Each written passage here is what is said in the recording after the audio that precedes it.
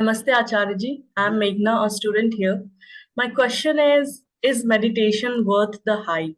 So we usually associate meditation with spirituality, and I was interested in understanding if it had any physiological effect, a mind-body connection of sorts. If you will listen carefully right now, this listening itself is meditation.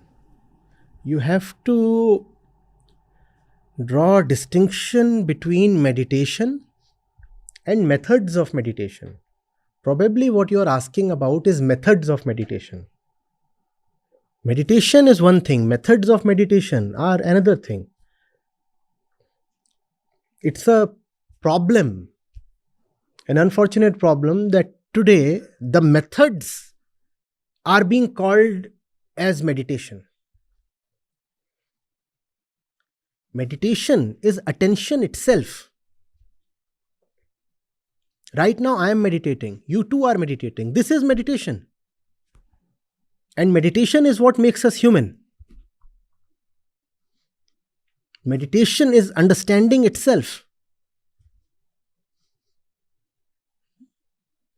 And if meditation is so valuable that it is at the center of our humanness, then meditation has to be continuous, uninterrupted, 24/7.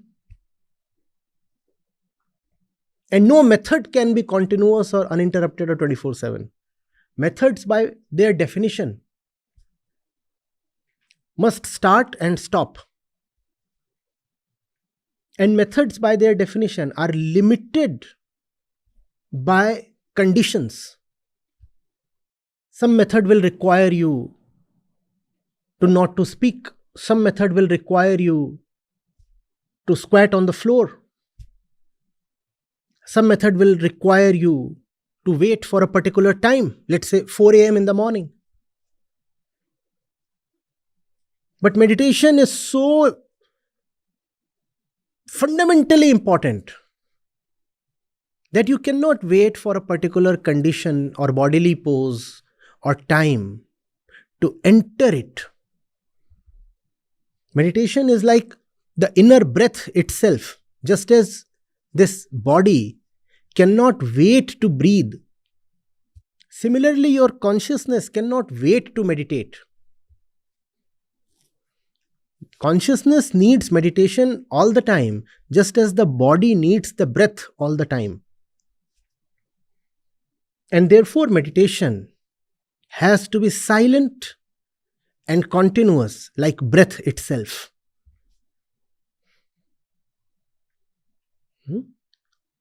You are meditating right now. And this is the most beautiful kind of meditation because it is happening silently in the background without you even knowing it.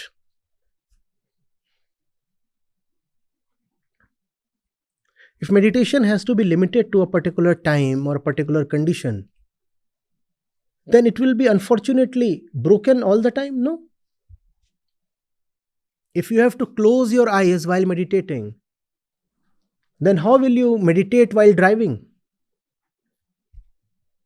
And don't you need to meditate while driving? What is all the road rage about?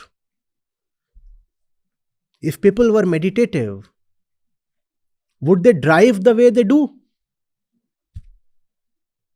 But you have been told, your favorite teacher is telling you that you need to meditate by doing this.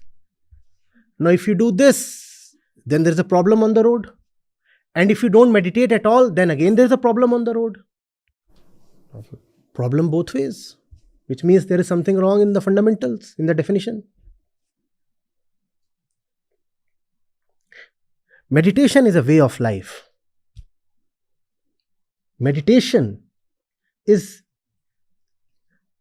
the most beautiful love affair you can have.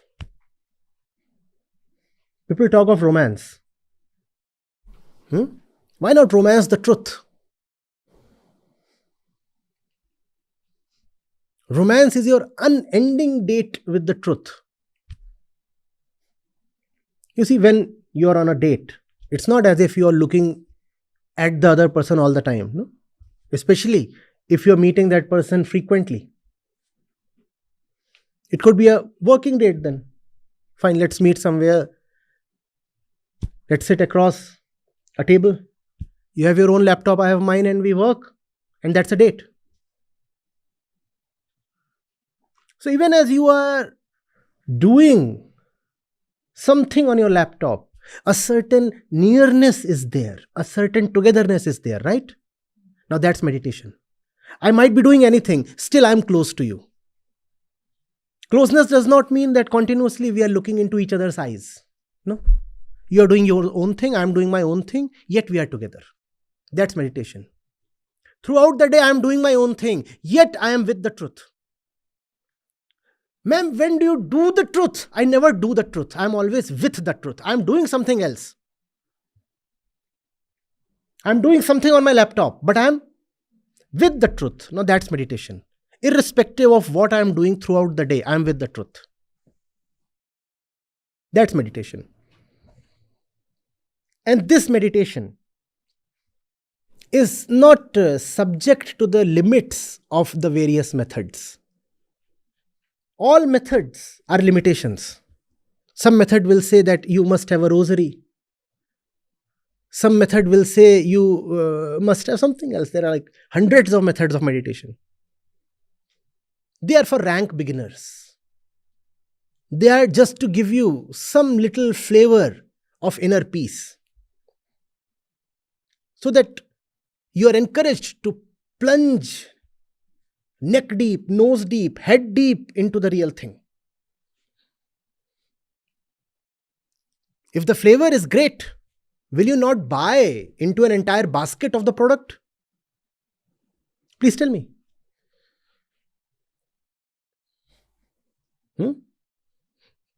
You go to some decent shop selling toiletries, body oil, hair oil, or perfumes. The first thing they'll take you to is samples. And what will they do there? Ma'am, try this one. And a little bit sprayed on you. You're not supposed to be satisfied with this much. If you like this, then you pay the price and get the entire bottle. That's meditation. And all that we do in the name of meditation is this. Okay, I want to try that one now. This.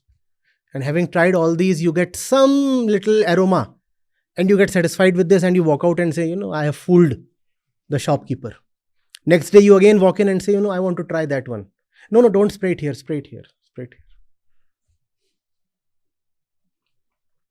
Surely you don't have much appetite for love. You get satisfied with too little. You must have a giant appetite for love. I'm not satisfied, I want more. Give me more.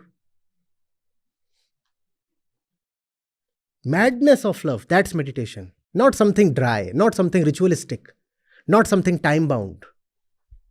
If I love you, how can I be away from you even for a split second? That's meditation.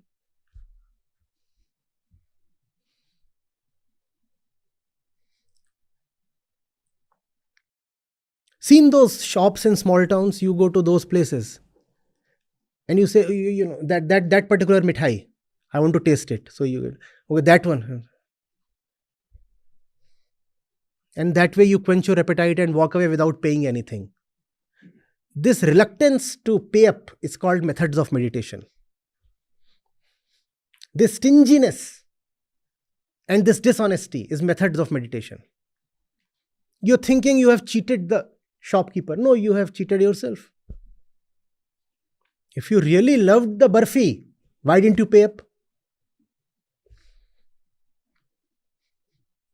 That little piece was meant to convince you that the entire kg is worth the price. No? But we meditate for 30 minutes every day and say, this is it. 30 minutes every day. What kind of loveless person would this be? If you loved those 30 minutes, why did you let the thing stop? You sat down with your eyes closed and you say you loved the peace you got. Then why did you open your eyes and get up? If you really loved the peace you got while sitting in meditation, why did you then open your eyes and get up? No, because I have my worldly responsibilities to take care of. Then you love your worldly responsibilities more than you love meditation. Are you even a man then? You are a social slave. No, but you cannot meditate all the time. A fellow has a shop to run. Then you are not a meditator, you are a shopkeeper. And your entire meditation is devoted to your shop. You want to meditate just so that you can run your shop more smoothly. Meditation is just a servant to your shop. And your shop is such that running your shop gives you a lot of tension. So you meditate so that that tension can be somehow cleared away and you can again return to that shop just to earn more tension.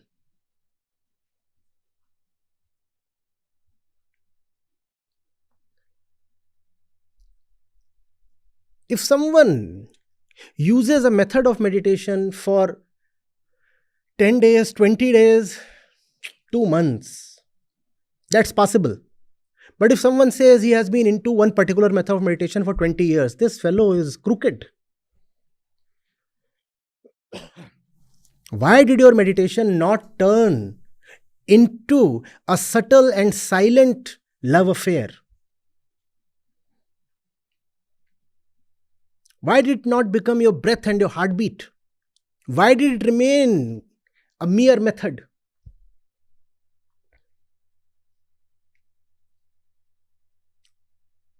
And such is our crookedness that we call the methods as meditation.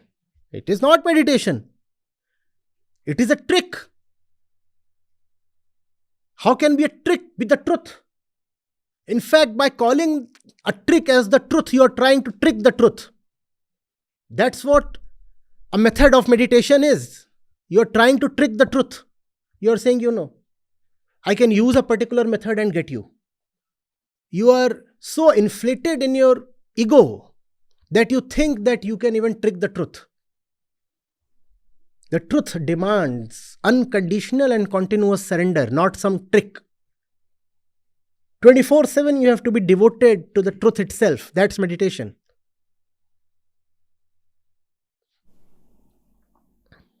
Not some exotic trick. On a full moon night, go get drenched in goat urine and sit under a banyan tree and open your mouth and gape at the moon. And that's the greatest meditation you can have. And obviously, all this while just keep remembering your great guru. Remember the great guru, open your mouth and stare at the moon and you will be enlightened.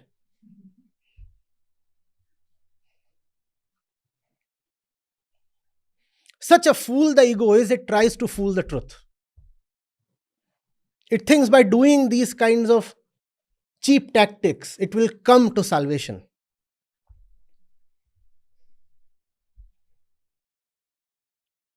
We want to preserve our everyday life as it is and relegate meditation to one corner of our existence.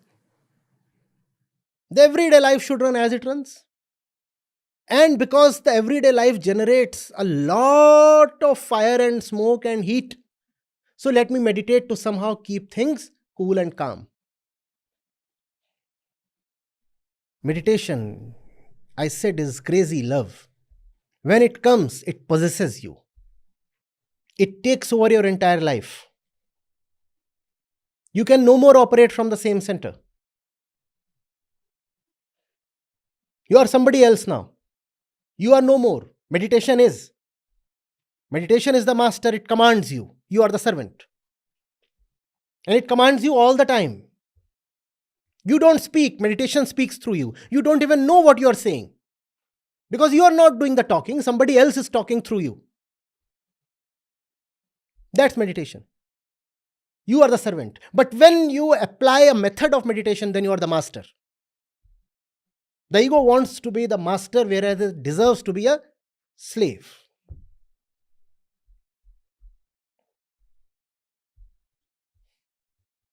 Are you getting it? Unfortunately, commercial spirituality has turned meditation into a little product, whereas it is the highest degree of devotion possible. Meditation is love, prem, bhakti, everything.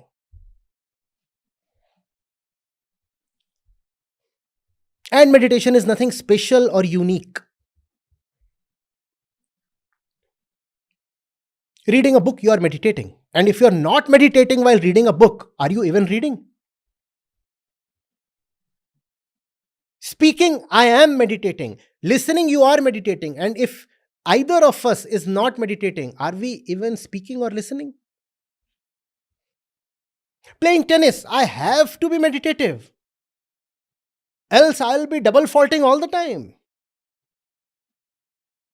And if I double fault, I know the problem is not with the serve, but with the server. The server had something that disrupted his meditation.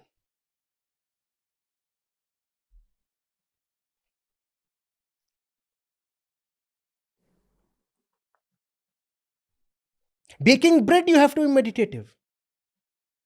Washing clothes, not just the great tasks of the day, but even simple things like doing laundry.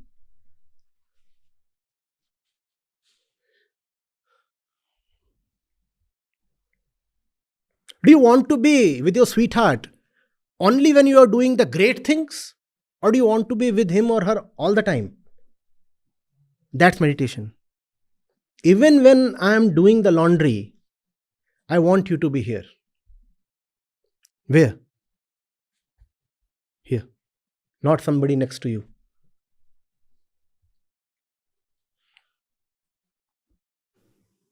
Great jewels of wisdom appeared from Saint Kabir's meditation when he would be weaving clothes.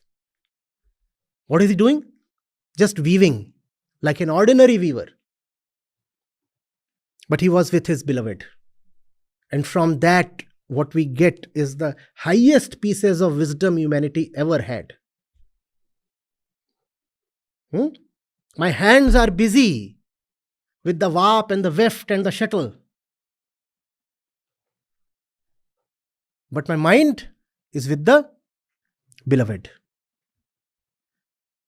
And from there, you get the bhajans, the abhangs, the shloks.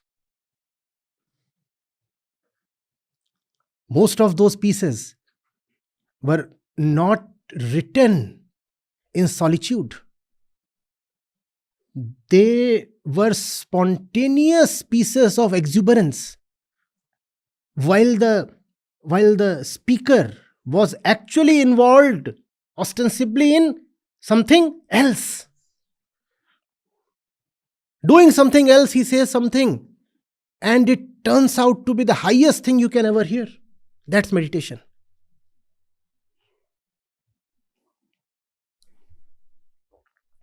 Are you getting it? Methods of meditation can be taught and sold.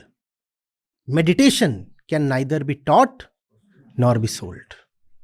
And that's the reason why methods are popular and why methods are being sold as meditation. Because meditation itself is impossible to be sold.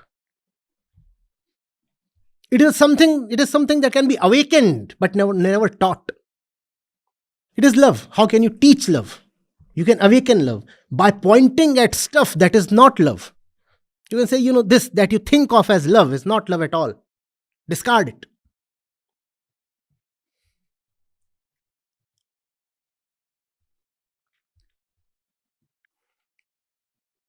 Going through the market, just pulling water from the well, or just cooking some food, something reveals itself to you. That's meditation.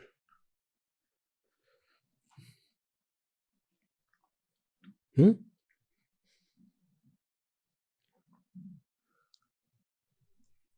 You're here and still not here.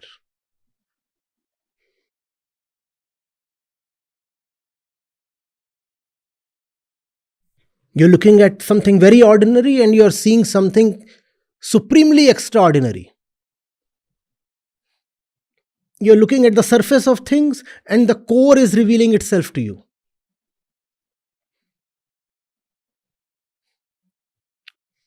In the shadow, you are seeing the tree. In the part, you are seeing the whole.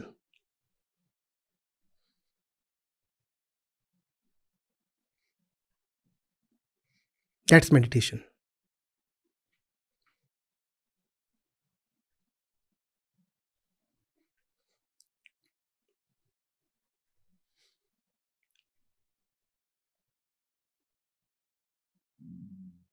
In death, you are seeing deathlessness. Huh? In words, you are listening to silence. That's meditation.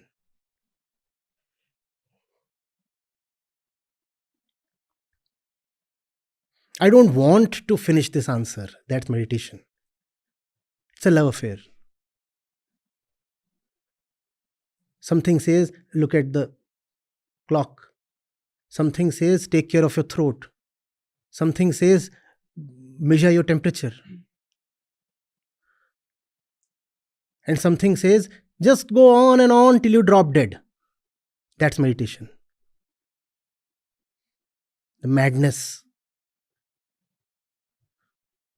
of stubborn love.